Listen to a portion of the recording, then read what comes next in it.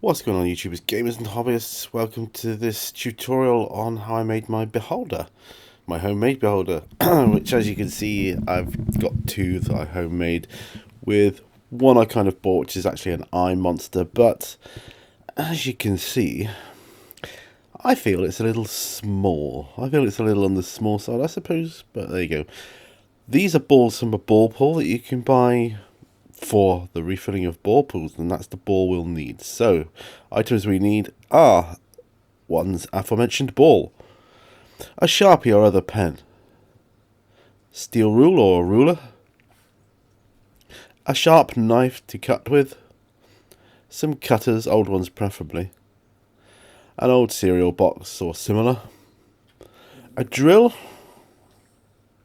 some paper clips, some polystyrene balls that you can pick up from a craft store, PVA glue, and a brush to apply it with, some cocktail sticks or toothpicks, and a plastic champagne glass, hot glue gun of course, and plenty of hot glue sticks. Right, let's get this underway. So you take your ball.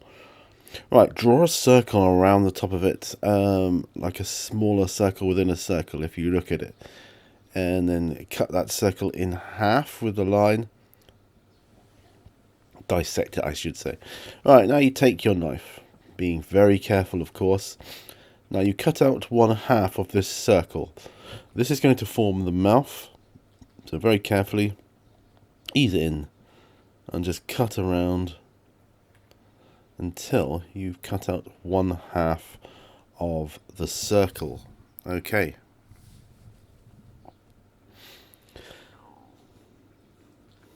Be very careful, as I say.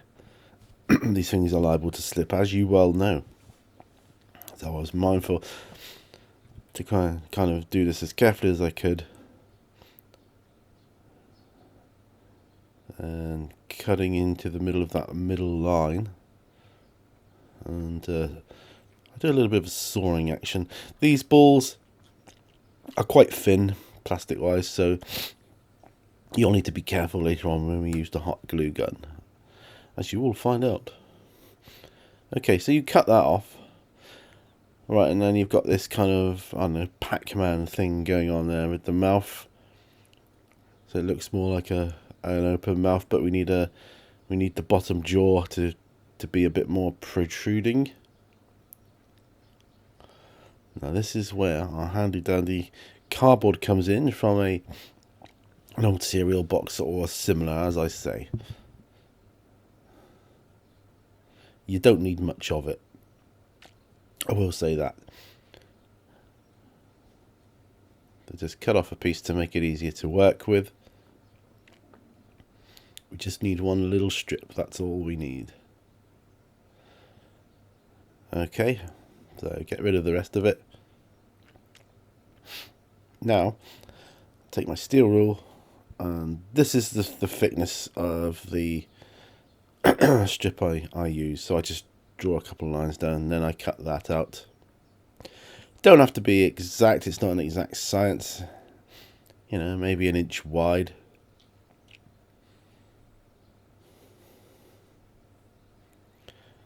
Then we'll cut. Again, I'm just making it easier to work with, so cut this strip out.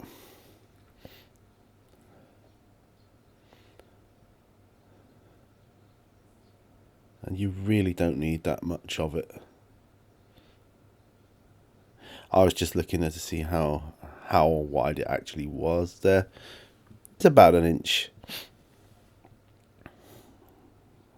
roughly, and it doesn't have, like I say, it doesn't have to be exact, so just cut it out as you see fit.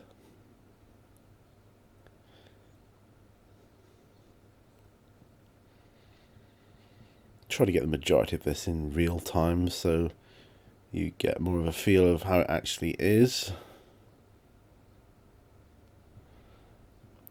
Okay, so there's a strip, and still needs to be cut down a bit, but we'll get rid of the excess. Tidy as you go, folks. So we take the strip and we cover it with hot glue. Now use the paper side, not the shiny side. And I recommend you kind of bend it around prior to sticking. Be careful, the hot glue is very hot and it will burn you even through the plastic of the ball. So be mindful of that. It can get very messy. I'm certainly no hot glue expert by any stretch of the imagination. My recommendations are to let each stage cool thoroughly before you move on to the next. So once you've got that stage done, you need to take care of these side bits which are protruding and any other gaps. Again, be very careful. Here you can see. And you will see through the translucency of the hot glue, so don't worry about that either. Just get the gaps plugged in and filled. When we come to paint it later on, that will all be taken care of. So, plus we'll need a bit of a line to make a sort of like a bottom gum as well. So we'll be lining the cardboard anyway. Here I'm just holding that down, getting that bit glued in first before I do anything else. And I do recommend that you do it that way rather than try and do it all at once. Otherwise the hot glue quickly cools down. Then you have to revisit it with the nib of the hot glue gun again. And that's just, I don't know, a bit of a time waster, I feel. Lots of stringy bits. You'll see lots of stringy bits in this video. Does it look like a beholder yet? I want a bit along the back there. Look, fill that in. Any other bits you see? More stringy bits. I tell you what, it would make great webbing.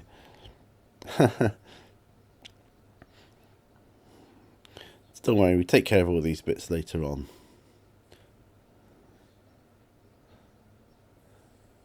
So I'm just making sure I've got a thorough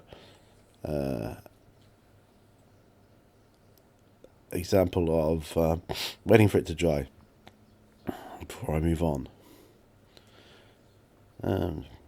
Plug in the gap with the hot glue gun.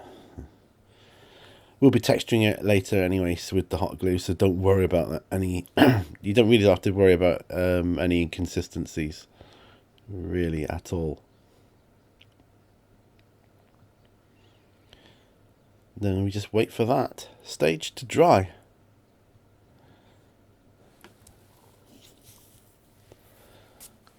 Obviously there's a little bit there to put in to kind of get a bit of a gum line going on there, because we're going to be putting teeth on there later.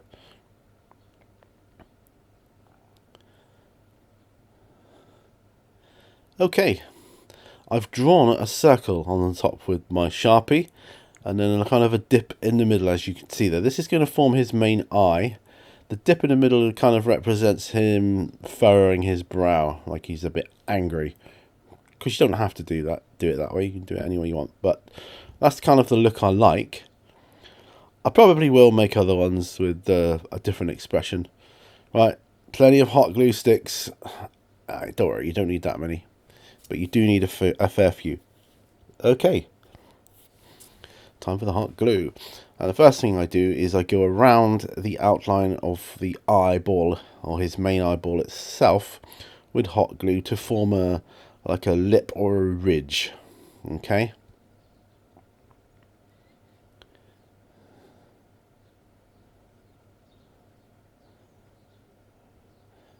Okay, then I'm going to take the hot glue gun and I'm going to do streaks going from his main eyeball and outwards. And that's how I do it. And this will form the main kind of texture for his body, his skin. And like I say, you don't have to be neat at all with this. He's a monster, right? So you really don't need to. Just do several lines. and for quite some time it will look messy, but here I show an example of what the lines will look like. There you go. Once you put paint on them, you'll see it looks absolutely fine.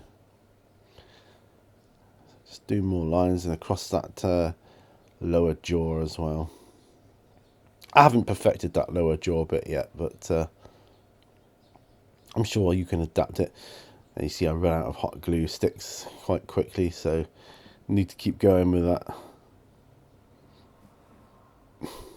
It was difficult to do this on camera because I was mindful of trying to get as much done whilst letting bits dry. And I really can't emphasize enough how much you need to let small stages dry. So just do a little bit, let it dry, then do another little bit, let it dry, and move on. That really is, I feel, the key to hot glue in when you use it in this manner or this much, because I don't know, I'm still learning.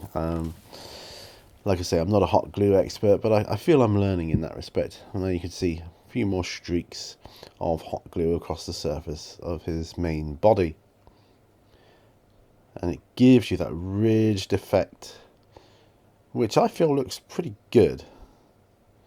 And now you really must let this dry before you start handling it again, because you start getting in no end of mess. Trust me on that. Each stage of this tutorial was dry before we moved on. I promise you that. It's actually done over a couple of days. Okay. So just look around your model and fill in any gaps or other areas you need to. Okay, it's time for the teeth. Toothpicks or cocktail sticks, whatever you call them. Okay.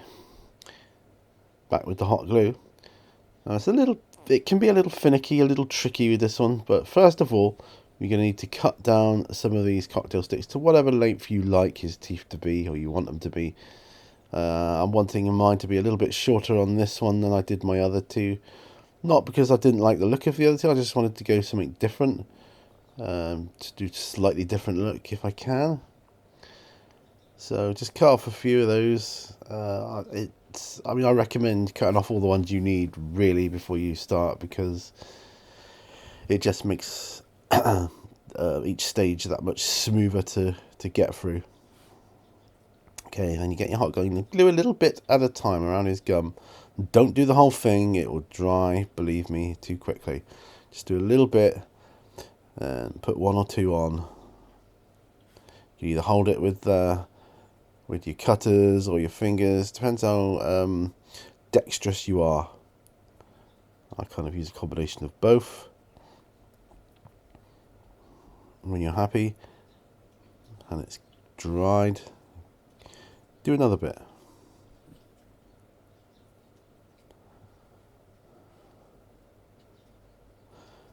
Just using it to maneuver the toothpick or the cocktail stick in place before the glue dries. It does dry. It gets really hot, but it does cool down quite quick. That's the thing with hot glue. Let's do a few more. Do however many you want, and I kind of alternate them, one on the top and one on the bottom. I think that's the easiest way with this kind of thing, unless you did really, really small teeth. Well, cut them down even smaller, and that would be even more finicky, I feel. That's just what I think. So this is my third beholder now, this one here we're doing. I'm hoping I get a little better with each incarnation of monster. Like I said, I'm going to do another one probably with a different expression, or with his eye open wide as opposed to frowning.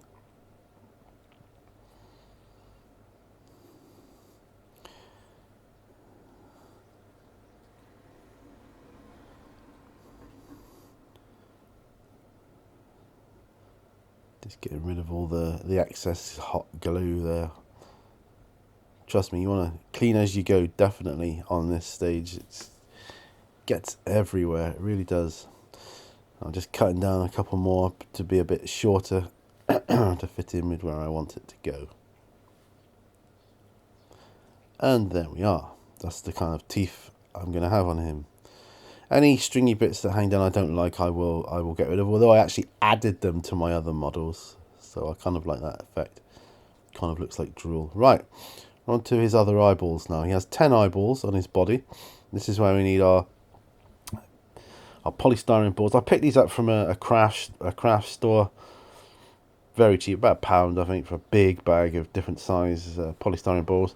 I got some large paper clips, and you unbend these and you cut them in about halfway along or thereabouts until you have 10 of them. 10 stalks. These are going to be the eye stalks. You're going to place them into the polystyrene balls, and then we're going to drill holes into the body and insert them that way, because we're going to be using hot glue again. Like I say, there's a lot of hot glue in the making of this model. Right, so you get your polystyrene ball and just gently poke it on here, not too far. You don't want it coming through the end, because we're going to be using PVA and hot glue later on anyway to seal it and whatever else. So you want 10 of those, like so. The magic of video editing. Right, PVA glue now. We need to seal these because I'm going to be aerosol priming them later. You don't have to, but it's entirely up to you. But that's what I do. It gives it a little bit of protection. I actually, if I'm honest, I prefer the melted look of them when the aerosol, the accelerant hits the polystyrene. But that's just me. Sometimes it goes too far, sometimes not. But I kind of prefer it to the perfect round look. But it's personal preference. These I didn't melt like I did my others, so because they're sealed rather well with the PVA.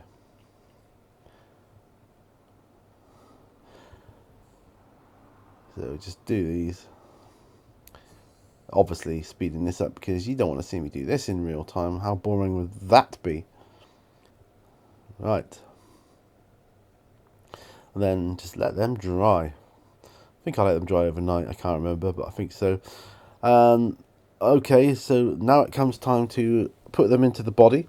Just do that at random places all around. You know what you want it to look like.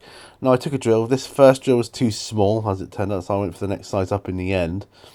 We're going to be using our hot glue again to make the stalks, one, to attach the stalk, secure it on the body, and then two, to make the stalk itself that much thicker for when we come to paint it.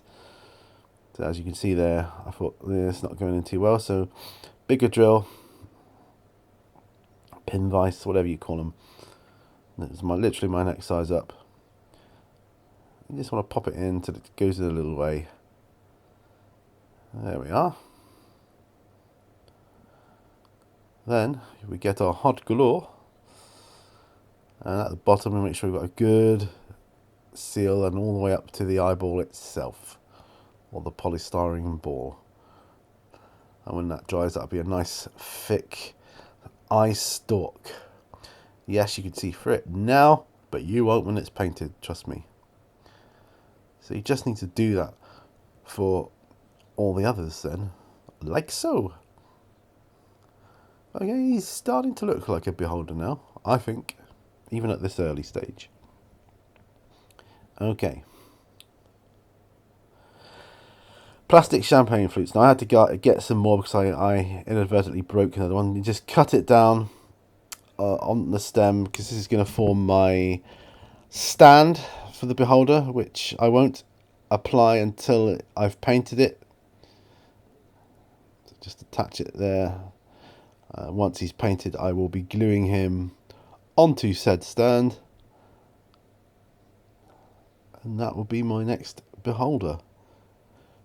So I'm going to use this other flute to place him on, and I'm going to use my grey sear primer, and I'm just going to prime him up, and then he'll be ready for painting. And there he is, all primed up, ready for painting, and that will be in another video. And yeah, so thank you for watching this tutorial, which I did for you guys. I wanted to get this video out there for you, especially you patrons, so you see how my beholder was made. I'll probably do a painting tutorial on my free channel for everyone, and hopefully try and encourage more people to come over and see how I made him. But yeah, thanks for watching. Remember, all brushes lead to war. I'll see you on the next video. And who knows what I could be making next, I don't know. It's been fun, it is a fun project. Thanks for watching, bye for now, bye bye.